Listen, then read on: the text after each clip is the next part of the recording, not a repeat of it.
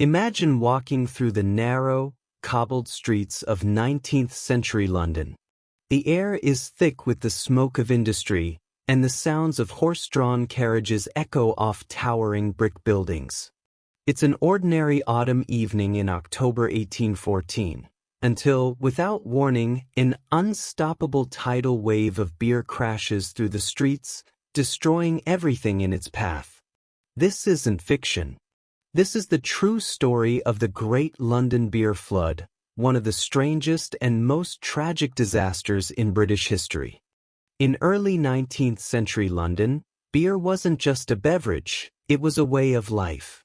The water in many parts of the city was unsafe to drink, and beer, with its fermentation process, was often the safer option. Among the most popular types was porter, a dark, rich beer favored by the city's working-class population. Demand for porter was enormous, and brewing it was big business. At the heart of this industry stood the Meux Company Brewery, located on Tottenham Court Road. It was a sprawling industrial complex, with massive storage vats that towered over the surrounding buildings.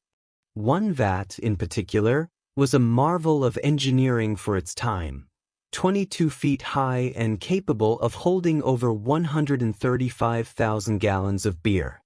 The vat was made of wood, reinforced by heavy iron hoops, and had stood for several years without incident. But beneath its sturdy appearance lay a hidden danger. On the afternoon of October 17, 1814, all seemed normal within the brewery. Workers carried out their tasks, unaware that disaster was imminent. One of the massive iron hoops encircling the largest vat had been under strain for some time. Yet, such stress was considered typical in the brewing process. The sheer weight of the beer pressing against the wooden structure was immense, but few thought it would ever fail. At around 4:30 p.m., the iron hoop finally gave way. The moment was sudden and violent. The vat exploded with an earth-shaking roar, sending a cascade of beer hurtling across the brewery floor. The force of the blast was so immense that it dislodged adjacent vats, creating a chain reaction. Within seconds, more vats burst open, joining the initial flood in an unstoppable surge. An estimated 323,000 gallons, nearly 1.5 million liters, of dark, frothy porter burst forth with terrifying speed and ferocity. The flood was not gentle. It was a roaring, destructive force that could flatten walls and shatter lives. The beer smashed through the brewery's brick walls with ease, causing a section of the 25-foot-high barrier to collapse. Beyond those walls lay the densely populated area of St. Giles, known for its narrow streets and overcrowded tenement housing. St. Giles was one of London's poorest neighborhoods, a maze of tightly packed buildings and low-income residents. Families lived in cramped, fragile homes, places ill-equipped to withstand the onslaught of an industrial accident. When the beer flood poured into this vulnerable district, it unleashed chaos and devastation. The wave of beer tore through the streets, surging into cellars, homes, and pubs. It smashed through walls, carried away furniture, and engulfed entire rooms. Many residents, caught off guard, had no chance to escape. In one of the most heartbreaking moments of the disaster, a mother and her young daughter were enjoying a quiet evening together when the wave crashed through their home. The torrent struck with such force that it demolished the walls, trapping them beneath rubble. They had no chance. Elsewhere, in a nearby basement tavern, workers were caught completely unaware. The floodwater rushed into the underground space with alarming speed, filling it almost instantly. Several people drowned before they could reach safety. By the time the flood subsided, the destruction was horrifying. When the beer finally settled, the true extent of the disaster became clear. Buildings lay in ruins. Streets were littered with debris and soaked in the thick, sticky remnants of porter.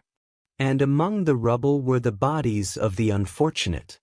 In total, 8 people lost their lives that day. Some drowned in their own homes. Others were crushed beneath collapsing walls. The victims were not high society or wealthy merchants. They were ordinary Londoners, mothers, children, and workers whose lives were shattered by an event no one could have foreseen. One particularly grim detail emerged during the recovery. The bodies of several victims were laid out in makeshift morgues. When families came to collect their loved ones, some discovered that strangers had been drinking beer from the very pools where the bodies had been found. It was a macabre and unsettling twist to an already tragic event. In the immediate aftermath, the local community was left to grapple with the sheer absurdity of the disaster. There were stories of residents rushing into the streets, cups and buckets in hand, eager to collect the free-flowing beer. Some even drank directly from the gutters. But as night fell, the mood darkened. The scale of the loss and destruction became impossible to ignore. For those who had lost homes, possessions, and loved ones, the beer flood was a catastrophe from which they would never fully recover. And yet, the official response to the disaster was surprisingly muted. The Meux Brewery was taken to court, but the judge ruled the flood an act of God, a freak accident for which no one could be held legally responsible. The brewery faced no significant penalties, and though they suffered financial losses, they managed to stay in business for years afterward. Perhaps most shocking of all, the victims' families received little in the way of compensation. There were no grand relief funds or sweeping reforms. The poor of St. Giles were left to rebuild their lives with little more than community support and sheer resilience. The beer flood of 1814 faded quickly from public memory, overshadowed by larger, more politically significant events of the era. And yet, for those who lived through it, the memory never faded. It became a tragic chapter in the story of industrial London, a stark reminder of the dangers lurking beneath the surface of progress. Today, few physical traces of the disaster remain. The Meux Brewery itself was demolished long ago, and modern London bears little resemblance to the streets where the beer once flowed. But history hasn't forgotten. Plaques and historical records mark the event, ensuring that the lives lost aren't entirely erased by time. The disaster also sparked conversations about industrial safety and accountability, though significant reforms wouldn't come until later in the 19th century. It remains a powerful example of how the march of progress, when unchecked, can lead to unforeseen consequences. There's something surreal about the idea of a deadly beer flood. It sounds almost humorous at first, until you understand the devastation it caused. 8 innocent lives were lost, and an entire community was shaken to its core. The beer flood of 1814 isn't just a quirky footnote in history. It's a story about the fragility of life, the dangers of industrial ambition, and the resilience of a community faced with unimaginable loss. And perhaps, in remembering this strange disaster, we are reminded of a timeless truth, that even the most ordinary things, like a vat of beer, can change the course of history in ways we could never predict.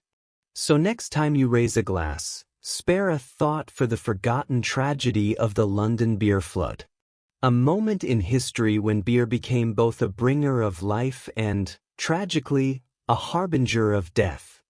And so, the Great London Beer Flood of 1814 fades into history, a bizarre yet tragic event that reminds us how unpredictable life can be. What started as an ordinary day turned into chaos, destruction, and loss, all because of a simple vat of beer. While it may sound like something out of fiction, the lives lost and the devastation left behind were all too real. A moment in time when the streets of London ran not with water, but with porter. Pause for effect. If you found this story fascinating, make sure to like this video, subscribe to the channel, and hit the notification bell so you don't miss more untold historical stories like this one. And let me know in the comments, what's the strangest historical disaster you've ever heard of? Thanks for watching, and until next time, stay curious, stay informed, and keep exploring the dark corners of history.